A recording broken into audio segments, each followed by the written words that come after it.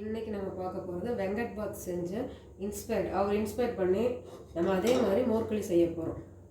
எப்படின்னு பார்க்கலாம் வாங்க. அதுக்கு என்னென்ன தேவைன்னு ஃபஸ்ட்டு பார்த்துக்கலாம். ஒரு நல்ல அகலமான கடாய் அதை எடுத்துக்கணும். அந்த கடாயில் கெட்டியாக இருக்கணும். அதை அடுப்பில் வச்சுக்கிட்டு நம்ம ஃபஸ்ட்டு ஆயில் ஊற்றிக்கலாம். ஸ்டவ் ஆன் பண்ணிவிட்டு ஆயில் சூடாகிறக்குள்ள நம்ம என்னென்ன தேவைன்னு பார்த்துக்கலாம். ஆயில் கொஞ்சம் நிறையா ஊற்றணும். அவர் நல்லெண்ணெய் யூஸ் பண்ணியிருப்பார், நம்ம ஆயிலே யூஸ் பண்ணிப்போம். நல்லா ஒரு 50 ml ஆயில் அது காயறக்குள்ள அதுக்கு தேவையானது அரிசி மாவு. மெயின் வந்து அரிசி மாவு, பச்சரிசி மாவு நான் அரைச்சி வச்சது. இதை அரை கப் எடுத்துருக்கேன். 1 கப் தயிர் எடுத்துக்கலாம். எண்ணெய் சூடாயிடுச்சு. தாளிக்கிறதுக்கு கடுகு உளுத்தம் பருப்பு, சீரகம், அப்புறம் வரமிளகா, கருவேப்பிலை, அப்புறம் கடலைப்பருப்பு இதை போட்டுக்குவோம். கடுகு உளுத்தம் பருப்பு பொரிஞ்சோலையும் நம்ம கடலைப்பருப்பு, அப்புறம் வரமிளகா, கருவேப்பிலை இதையும் போட்டுக்குவோம்.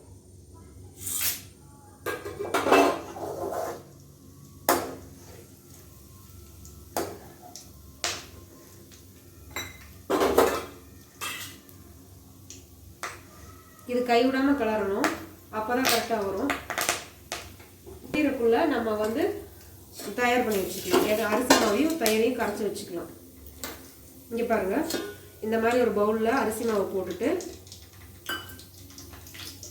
நம்ம 1 கப் தயிர், புளிச்ச தயிரை ஆட் பண்ணிக்கலாம். இதை விஸ்கில் நல்லா கலந்து ரெடி பண்ணி வச்சுக்கலாம் கெட்டியாக.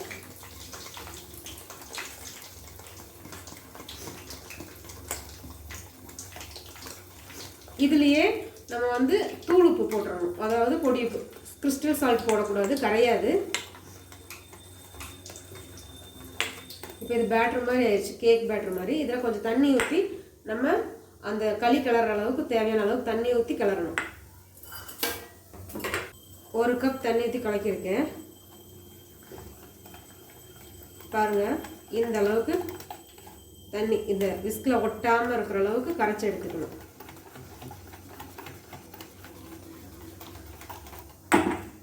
நான் என்னோட டேஸ்ட்டுக்காக இஞ்சி சேர்த்திக்கிறேன். 1 ஸ்பூன் துருவன இஞ்சி,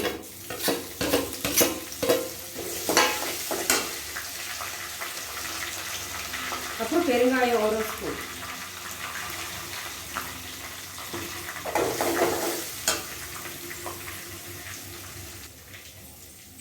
இப்போ நம்ம பொடி உப்பை வந்து இந்த பேட்டரில் கலந்துக்கலாம்.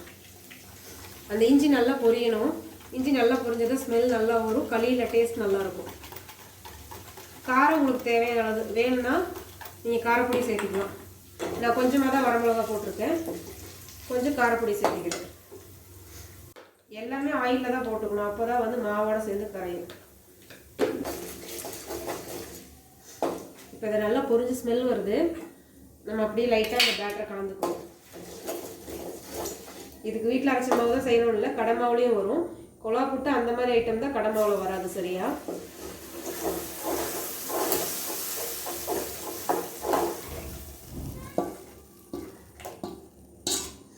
இந்த மோர்க்களிக்குள்ளே நம்ம ரெடி பண்ணுறதுக்கு சூடு பண்ணிகிட்டே இருக்கணும்.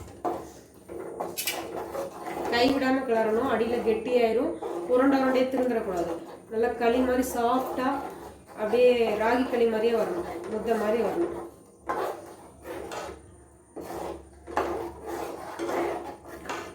ஸ்லோ ஃப்ளேம்லேயே வச்சு கிளறுங்க. ஹை ஃப்ளேமில் வச்சிங்கன்னா அடியில் ரொம்ப கெட்டி போயிடும். மேலே வந்து அப்புறம் களியாக மாறாமல் இருக்கும், அடியில் மட்டும் கெட்டியாயிடும்.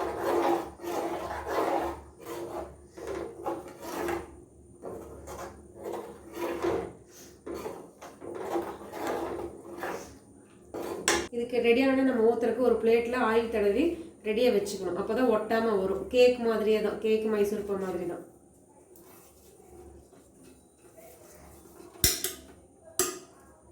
நம்ம ரெடியாக வச்சுக்கலாம். பாருங்கள், அடியில் கொஞ்சம் கொஞ்சமாக கெட்டி ஆகிட்டு வரும். சால்ட்டு பார்த்துட்டு வேணால் எக்ஸ்ட்ரா ஆட் பண்ணிக்கோங்க. கரெக்டாக இருக்குது. அப்படியே கெட்டி ஆகிட்டே வருது பாருங்கள் கன்சிஸ்டன்சி. நம்ம ஊற்றுனதுக்கும்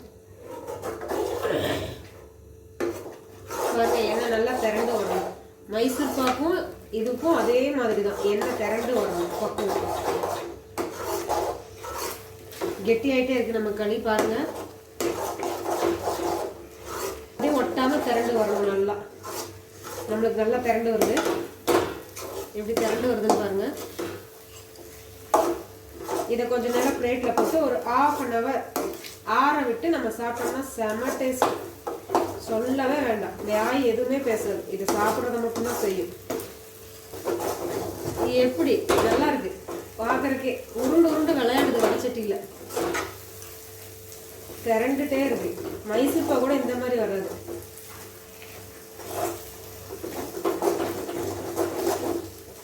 இதுக்கு மாற்றிடுவோம். இதுக்கு மேலே வச்சிடக்கூடாது, நம்மளை திட்டிடுவோம் மோர்க்கு. இல்லை ரொம்ப நேரம் கட்டியில் வச்சுருக்காங்க, சீக்கிரம் எடுத்து சாப்பிடுன்னு சொல்லுது. அடுப்பு ஆஃப் பண்ணிடலாம். நம்மளோட மோர்களி ரெடி ஆயிடுச்சு.